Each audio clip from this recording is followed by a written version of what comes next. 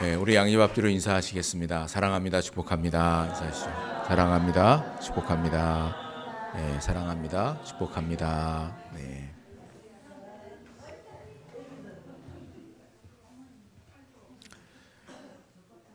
하나님의 은혜와 사랑이 오늘 하나님 앞에 예배하는 우리 모두와 함께 하시기를 주님의 이름으로 축원합니다.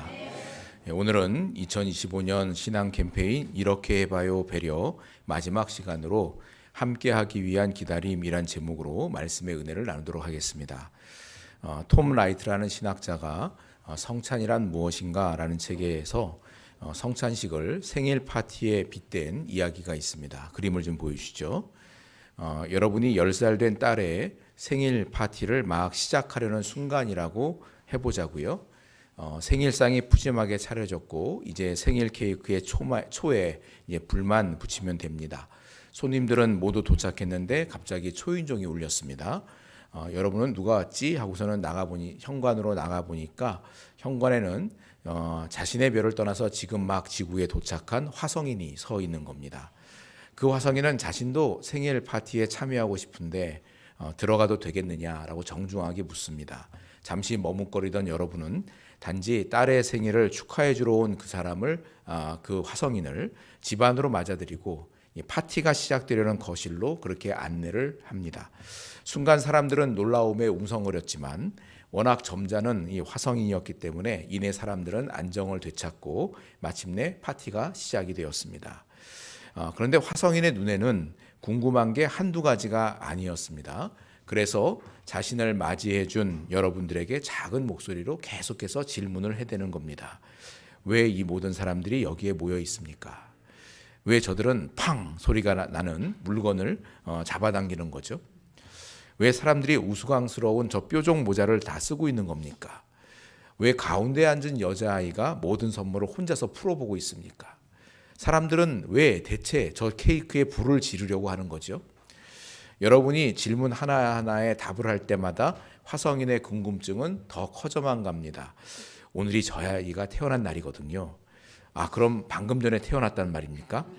아니요, 10년 전에 태어났습니다. 그런데 뭐가 특별하다는 거죠? 우리는 해마다 이런 식으로 축하를 합니다. 해라니요. 해가 뭡니까? 그건 그러니까 365일이 지나면 한 해가 되는 거잖아요. 우리가 사는 별은 그렇지가 않은데요. 하지만 그건 그렇다고 치죠. 그런데 왜 사람들이 저 아이에게 뭔가를 주는 겁니까? 오늘이 저 아이의 생일이라니까요. 왜 생일에 뭔가를 주는 겁니까? 항상 그렇게 해왔기 때문이에요. 그러니까 말하자면 너는 특별한 존재다. 그런 뜻으로 주는 겁니다. 모든 사람이 다 특별하지 않습니까? 그렇죠. 그렇지만 생일에는 그 사람이 더 특별한 거죠. 그런데 왜 케이크에 불을 지르려고 하는 겁니까? 그건 그냥 초에 불을 붙이는 겁니다. 왜 초에 불을 붙이는 거죠? 안 그래도 이곳은 환한데 당신 모습도 잘 보이는데 굳이 왜 초를 켭니까? 우리는 항상 그렇게 해왔습니다. 초에 불을 붙이는 건 역시 파티를 특별하게 만들기 때문인 거죠. 그런데 왜 불을 붙인 초를 케이크 위에 올려두는 거죠? 모릅니다. 우리는 그저 늘 그렇게 해왔습니다. 이제 질문은 그만 참으시고 이 케이크나 좀 드시죠. 이러는 거죠. 파티가 없는 생활, 그러니까 특별한 기념이 없는 생활을 한번 상상을 좀 해보십시오. 우리는 무엇인가의 의미를 부여하고 그것을 기념하면서 삽니다. 생일을 기념하고 입학식을 또 졸업식을 기념하고 연인과 만난 지 100일 된 날을 축하하고 또 성인이 된 청년들은 선물을 주고받으며 성인이 된 것을 축하하고 결혼식을 하고 아이가 태어나면 돌잔치를 하고 은혼식을 하고 환갑잔치를 하고 칠순잔치를 하고 그리고 마침내 장례식을 합니다. 교회에서는 부활절을 기념하고 맥주감사절, 추수감사절, 성탄절 등등의 절기들을 지킵니다. 만일 이런 특별한 기념이 없어도 우리는 아마 그럭저럭 살아갈 겁니다. 그러나 기념이 없는 삶은 무척이나 따분하고 지루하지 않겠습니까? 우리는 무엇인가를 기념할 때 다양한 방식으로 표현하는데 그중에서 가장 보편적이고 의미 있는 행동을 꼽으라면 여러 사람들과 함께 특별히 나누는 식사를 꼽을 수 있을 겁니다. 결혼 피로연을 하고 첫 군 휴가를 받아 나온 아들을 위해서 특별한 저녁 만찬을 준비하고 시험을 보느라 고생한 자녀를 격려하기 위해서 온 가족이 모여서 특별한 저녁 식사를 하고 생일을 맞아 축하 파티를 합니다. 생일 파티에는 특별히 두 가지 의미가 있습니다. 생일을 축하해 10년 전에 네가 우리 곁에 와주어서 얼마나 기뻤는지 몰라. 생일 파티는 과거의 사건과 현재를 하나로 연결시켜 줍니다. 또 생일 파티는 미래와도 연결시켜 줍니다. 75세 할머니의 생신을 축하하면서 손자 손녀들이 말하죠. 할머니 오래오래 사세요 하고 인사하죠. 생일 파티에 나누는 그 한 끼 식사에는 이렇게 과거와 현재와 미래가 모두 담겨 있는 겁니다. 파티 모자를 쓰고 생일 축하송을 불러주면서 생일 케이크에 촛불을 밝히는 행위가 조금 유난스러워 보일지는 모르지만 그런 행위들을 통해서 우리는 이렇게 우리가 하고 있는 이런 일들이 평범한 식사가 아니며 또 이 식사에 참여하고 있는 우리 모두도 결코 평범하지 않다는 그런 의미를 부여하고 있는 겁니다. 성만찬도 마찬가지라는 거죠. 성만찬을 통해서 우리는 과거에 우리 구주 예수 그리스도께서 나를 위해 십자가에서 대속의 죽음을 죽으셨다는 것을 기억하는 겁니다.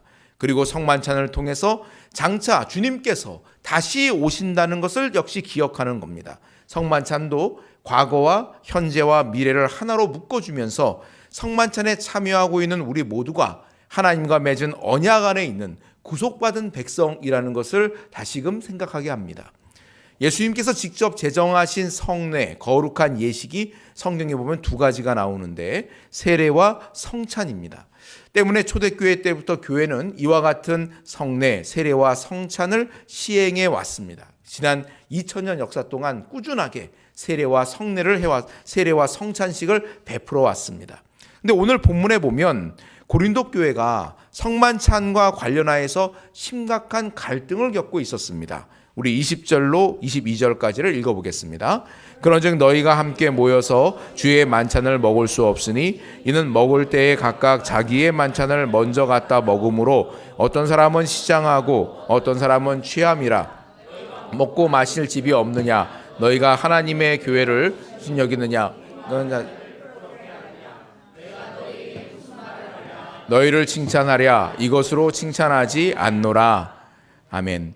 초대교회 때는 예배 때마다 성찬하는 시간이 있었습니다. 이 시간이 되면은 모든 성도들은 자기가 쌓은 음식을 꺼내놓고 함께 먹으며 교제를 했습니다.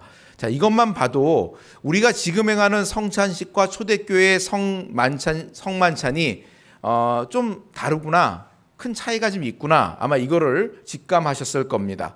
성만찬이 갖는 의미는 동일하지만 그 형식은 오랜 세월 속에서 오늘의 예배에 적합하도록 다듬어져 온 겁니다. 아무튼 초대교회 성만찬에 문제가 생겼습니다. 부유한 성도들은 항상 좋은 음식을 가져와서 그들끼리 먹고 마셨다는 겁니다. 반면에 가난한 성도들이나 노예 신분의 성도들도 있었는데 사실은 노예 신분의 성도들이 상당히 많이 있었거든요. 그들은 모든 일을 마치고 예배에 와야 됐기 때문에 항상 예배에 늦을 수밖에 없었던 겁니다. 그 때문에 부유한 성도들은 이미 배부르게 음식을 먹고 취해 있는 상황이었고, 가난한 사람들은 음식을 못 먹거나 그저 남은 마른 떡을 좀 몇 개 집어먹는 그런 상황들이 빈번하게 발생을 한 거죠. 이런 상황이 계속되니 자연히 그리스도의 몸인 교회가 신분에 따라서 또 경제적 형편에 따라서 이렇게 분열될 수밖에 없었던 겁니다. 사도 바울은 가난한 형제 자매를 배려하지 않고 성만찬을 하는 그 부유한 성도들에게 너희가 마실 집이 없어서 교회를 업신 여기느냐 이렇게 책망을 합니다. 이들의 만찬을 주의 만찬이라고 부를 수 없었던 것은 이들에게 그 주님의 임재에 대한 생각이 전혀 없었기 때문입니다. 우리를 위해 생명을 내어주신 예수 그리스도를 기억하는 만찬이 아니라 자신의 배만 불리는 만찬을 어떻게 주의 만찬이라고 할 수 있겠느냐라고 말하는 겁니다. 이들에게는 교회에 모인 성도들이 모두 주 안에서 한 가족이라는 생각이 없었습니다. 이들은 가진 것이 없는 자들의 필요에 대해서 냉정하고 또 무감각했던 겁니다. 결과적으로 이들의 만찬은 공동체를 하나로 만드는 만찬이 아니라 분열을 조장하는 만찬이 되어버렸습니다. 사도 바울은 그래서 성만찬의 의미가 무엇인지에 대해서 다시 한번 설명을 합니다. 23절로 26절을 읽어보겠습니다. 내가 너희에게 전한 것은 주께 받은 것이니 곧 주 예수께서 잡히시던 밤에 떡을 가지사 축사하시고 떼어 이르시되 이것은 너희를 위하는 내 몸이니 이것을 행하여 나를 기념하라 하시고 식후에 또한 그와 같이 잔을 가지사 이르시되 이 잔은 내 피로 세운 새 언약이니 이것을 행하여 마실 때마다 나를 기념하라 하셨으니 너희가 이 떡을 먹으며 이 잔을 마실 때마다 주의 죽으심을 그가 오실 때까지 전하는 것이니라. 아멘. 주의 만찬은 단지 배고픔을 해결하기 위한 식사가 아니라는 얘기입니다. 예수님께서 십자가에 죽으시기 전 제자들과 가졌던 식사를 재현하는 것이고 이것은 예수님께서 우리를 위해 찢기신 살과 흘리신 보혈을 기념하고 기억하는 행위라는 겁니다. 떡은 우리를 위해 자신의 몸을 찢으신 예수 그리스도의 희생을 상징합니다. 포도주는 우리를 위해 흘려주신 주님의 보혈을 상징합니다. 예수님께서 기념하라고 하신 이 성만찬의 핵심은 내 몸을 희생하여서 다른 사람에게 주는 것, 바로 이것입니다. 주님께서 우리를 위해 십자가에서 죽으셨기에 우리가 그 은혜를 입어서 죄사함을 받고 하나님의 자녀가 되며 참 자유를 얻었습니다. 우리는 십자가를 바라볼 때 우리를 위해 자신을 내어주신 예수 그리스도의 참된 희생과 헌신을 생각을 합니다. 또한 성만찬은 우리를 위해 살을 찢고 피를 흘린 것을 기념할 뿐만 아니라 아예 그 떡과 잔을 먹고 마심으로 주님께서 우리의 줄인 영혼과 굶주린 배를 든든하게 채워주신다는 것을 생각하는 겁니다. 그런데 고린도 교회는 자기 배만 불리고 있었다는 거죠. 바로 옆에서 허기진 배를 움켜쥐고 뒤늦게 도착한 성도들을 나몰라라 하면서 만찬을 즐겼던 겁니다. 이것은 예수님을 잘못 먹은 겁니다. 사도 바울은 두 가지 만찬을 오늘 본문에서 대조하여 보여줍니다. 우리 20절과 21절을 다시 한번 읽어보겠습니다. 그런즉 너희가 함께 모여서 주의 만찬을 먹을 수 없으니 이는 먹을 때에 각각 자기의 만찬을 먼저 갖다 먹음으로 어떤 사람은 시장하고 어떤 사람은 취함이라. 사도 바울은 주님의 만찬 대 자기의 만찬을 대조합니다. 고린도 교회는 주님의 만찬이 아니라 자기들의 만찬을 떠들썩하게 즐길 뿐이라는 얘기죠. 주님의 만찬을 한다고 음식을 차려놓고서 자기들 기분만 내고 있는 셈인 겁니다. 그러니까 그들은 예수님을 먹은 게 아니라 자기를 먹고 있을 뿐입니다. 예수님을 빙자해서 자신의 탐심과 탐식을 채운 것일 뿐이라는 얘기죠. 고린도 교회 성도들이 자기의 욕심을 따라 먹고 마시며 자신보다 어려운 사람들을 생각하지 않는 것은 성만찬에 담긴 예수 그리스도의 그 희생적 사랑을 생각할 때 교회를 멸시하고 어려운 사람들을 부끄럽게 하는 일에 불과하다고 책망을 합니다. 때문에 사도 바울은 성만찬에 참여할 때 자신을 살펴보라고 그렇게 말씀합니다. 27절로 29절까지를 읽어보겠습니다. 그러므로 누구든지 주의 떡이나 잔을 합당하지 않게 먹고 마시는 자는 주의 몸과 피에 대하여 죄를 짓는 것이니라. 사람이 자기를 살피고 그 후에야 이 떡을 먹고 이 잔을 마실지니 주의 몸을 분별하지 못하고 먹고 마시는 자는 자기의 죄를 먹고 마시는 것이니라. 성찬에 참여하기 전에 자신을 돌아보아서 주의 몸과 피에 합당치 않은 죄가 없는지 살피라고 말씀합니다. 이 말씀들은 우리가 성만찬을 할 때 늘 낭독하는 말씀 아닙니까? 우리는 이 말씀에 대해서 자신이 알고도 지은 죄 모르고도 지은 죄가 없는지 성만찬 하기 전에 생각해보고 회개해야 될 것이 있으면 회개하는 시간을 갖도록 그렇게 초대를 합니다. 그러나 이 전후 문맥을 살펴볼 때 여기서 말하는 자기 성찬은 만찬에 참여해도 될 만큼 나의 신앙과 양심이 완벽한지 검토하라는 그런 뜻이 아닙니다. 합당하게 또는 분별해서 성만찬에 참여하라라는 말은 개인의 내면 세계를 검사하라라는 그런 명령이 아닌 거죠. 초점은 개인이 아니라 공동체에 맞춰져 있습니다. 각자 형편에 따라 먹고 마시는 것이 다를 수 있으나 교회 공동체의 식사는 세상의 불평등과 차별을 답습해서는 안 된다는 겁니다. 하나님 나라의 만찬 자리는 세상의 불공평과 그런 차별이 존재하게 이루어져서는 안 된다. 그걸 얘기하고 있는 거예요. 오늘 우리가 사는 세상은 불공평과 차별이 넘쳐납니다. 더욱이 우리나라의 소득 불평등 지수는 OECD 국가 중 멕시코 다음으로 높아서 2등을 차지하고 있습니다. 이 지수가 높다는 것은 우리나라의 소득 불평등이 갈수록 심화되어 가고 있다라는 그런 의미인 겁니다. 그림을 좀 보여주세요. 역사학자, 영국의 사회역학자 리처드 윌킨슨에 따르면 소득 불평등은 단순히 경제적 삶에만 영향을 미치는 게 아니라 사회의 건정성, 건강성에도 지대한 영향을 끼칩니다. 소득 불평이 높을수록 정신질환율도 높고 범죄율도 올라갑니다. 그렇다고 무조건 평등해야 된다, 그런 의미가 아닙니다. 일정한 불평등은 사람들에게 열심히 일할 동기를 제공하기 때문에 반드시 필요합니다. 그렇죠? 열심히 수고하고 애쓰고 부지런한 사람이 소득이 더 많아지고, 게으르고 열심히 노력하지 않는 사람은 소득이 상대적으로 적고, 이래야 되는 건 맞는 거 아니겠습니까? 문제는 어느 정도 불평등을 용인할 것인가인 거예요. 그리고 어떻게 좋은 불평등을 장려하고 나쁜 불평등을 억제할 것인가 하는 겁니다. 어느 정도의 불평등은 사회에 오히려 그게 공평한 거죠. 그런데 소득 불평등 지수가 너무 차이가 나버리면은 아무리 노력해도 그 차이를 줄여갈 수가 없는 그런 사회가 돼버리는 겁니다. 그래서 현명한 정부가 필요한 겁니다. 소득 불평등은 경제의 문제가 아니라 정치의 문제이기 때문인 겁니다. 그래서 투표를 신중하게 해야 하고, 이러한 불평등과 차별을 줄여갈 수 있는 사람이 제대로 일하도록 힘을 주고 힘을 실어주고 또 감시를 해야 되는 책임이 모든 국민들에게 있는 겁니다. 세상은 불평등과 차별이 심화되고 있습니다. 그러나 우리가 행하는 성만찬은 음식을 평등하게 나누어 먹음으로써 교회가 하나의 공동체라는 것을 확인하는 겁니다. 성만찬은 장차 우리가 하나님의 나라에서 누리게 될 천국잔치의 예표입니다. 어느 누구도 소외되거나 차별받지 않고 하나님께서 준비하신 잔치에 참여하여서 먹고 마실 것을 상징하고 있는 겁니다. 때문에 몸을 분별하라는 것은 우리 모두가 그리스도께 속한 한 몸의 지체임을 깨닫는 것을 말하는 겁니다.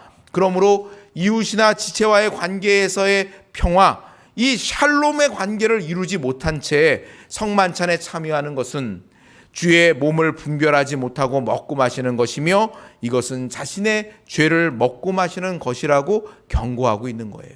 그러니까 성만찬에 참여하면서 내가 내 지체들과 화평한 관계 가운데 있는 것인지, 내가 내 지체들을 그렇게 돌아보고 있는 것인지, 성만찬에 담긴 예수 그리스도의 그 정신대로, 그 사랑대로 다른 사람들을 그렇게 사랑의 관계 가운데 돌아보고 있는지, 그것을 살펴보라는 얘기인 겁니다.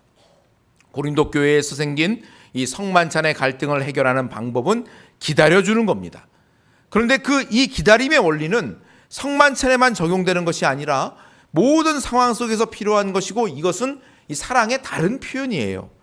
아이가 자라면서 걸음을 뗄 때 엄마 아빠가 아직 준비되지 않은 아이를 억지로 일으켜서 걷게 하지 않습니다.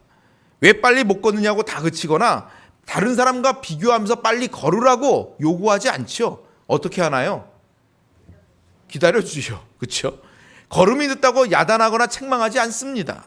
단지 할 수 있다고 격려해주고 때가 되면 걷게 될 것을 소망하며 충분히 기다립니다. 아이는 그런 기다림에 사랑과 배려를 받고 때가 되었을 때 힘차게 첫 발을 떼게 되는 겁니다. 우리 모두는 주 안에서 한 몸으로 부름을 받았습니다. 그러나 우리 각자의 재능과 능력은 천차만별입니다. 그래서 기다림의 사랑이 필요한 겁니다. 늦다고 책망하거나 다그치지 말고 한 템포씩 기다려주는 겁니다. 조금의 시간을 더 주면, 약간의 격려를 더 해주면 얼마든지 함께 갈 수 있다는 것을 믿는 겁니다. 서로를 신뢰하며 기다려주는 것, 사실 주님께서 우리를 이렇게 기다려주지 않으셨습니까? 예수님을 나의 구주로 영접했으나 우리의 변화는 너무나 느리고 미미합니다. 때로는 정말 내가 예수님을 영접한 사람이 맞나? 그런 마음이 들 정도이기도 합니다. 그렇지만 주님께서는 우리를 향해서 오래 참으시며 기다려주십니다.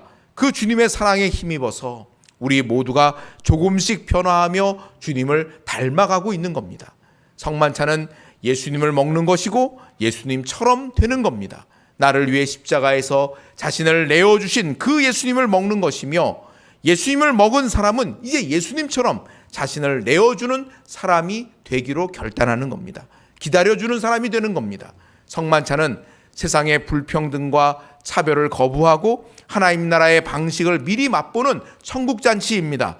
성만찬은 자신을 들여 우리에게 먹고 마시게 하신 그 주님의 사랑을 힘입어서 우리 자신도 내어주는 그 사랑을 다짐하는 그런 사랑의 잔치자리가 되는 겁니다. 지난 4주간 우리는 이렇게 해봐요 배려라는 주제로 신앙 캠페인을 진행해 왔습니다. 첫째 주는 남겨두는 기쁨이란 제목으로 선한 청지기의 마음으로 우리에게 주신 은혜와 복을 나누는 그 기쁨에 대해서 나누었습니다. 두 번째 주는 더 좋은 선택으로 욕심의 선택이 아니라 믿음의 선택, 내 뜻이 아니라 하나님의 나라와 의를 먼저 구하는 선택이 우리를 복되게 한다는 것을 나누었습니다. 셋째 주에는 꼭 필요한 도움의 손길이란 제목으로 하나님께서 때를 따라 돕는 은혜로 우리에게 도움의 손길이 되어주실 뿐만 아니라 우리 또한 그런 도움이 필요한 지체들과 이웃들에게 도움의 손길이 되자고 말씀을 드렸습니다. 그리고 오늘 마지막으로 함께하기 위한 기다림에 대해 나눕니다. 기다림은 사랑에서 나옵니다. 함께하기 위한 기다림으로 하나님의 나라의 기쁨을 미리 맛보며 사는 저와 여러분 다 될 수 있기를 주님의 이름으로 축원합니다. 아멘. 기도하겠습니다.